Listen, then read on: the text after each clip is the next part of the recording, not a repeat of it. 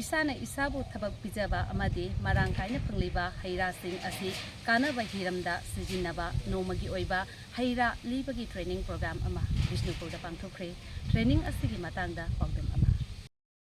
Sing thalase yaro thalage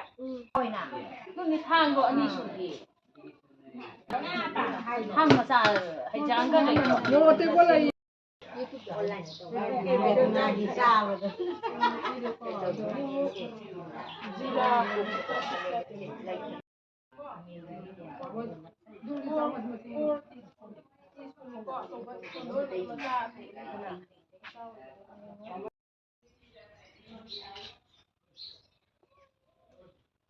training asida saruk yabasingna asiguba training ama pangthokpirakpa asi yamna phai haiba wakhum kayasu thamlakhi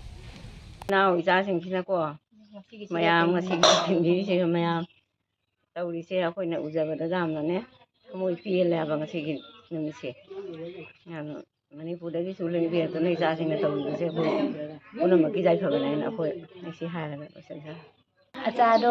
jamna semoi amta khoisu haga haude asado mana makan mathen gi asa takpi khoida ngagi hainaugi singi punama khoi takpi na mana takpi de khoisu khanghaure mayam punama masi khoi mathangda khoi su semba heigadra ina khalli bina mana loina takpi de sumai na tawna sengmadabani khotgadabani aina do akoi su dum khangba jaba khanghaure motor tanghai amadi hainau amasung haiguru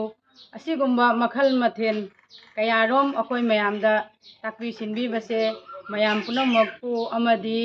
akoi gi ise binabusu akoi mayamna jamna harau tayamna jamna thagatchari amasung aigi maigaidagi nungaiba phongdoksari masa masu oina jam pikna oiragasu mahaki awabada haibadi khitang mateng panggadra haina ai masikhak wakhallon thamjaramge